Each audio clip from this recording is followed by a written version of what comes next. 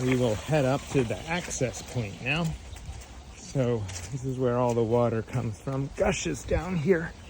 You can see erosion and a little path here.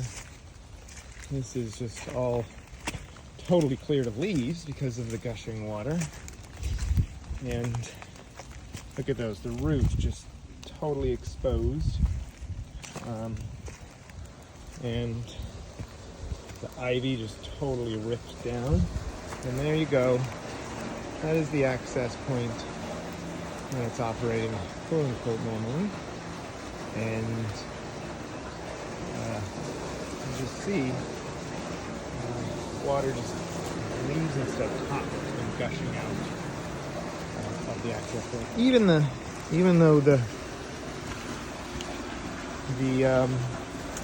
door's shut, right? But it sure has a nice clean to it. It's all freshly cleaned because of the torrent of water that just ejected from it. You see it sprays all up here, all down here, and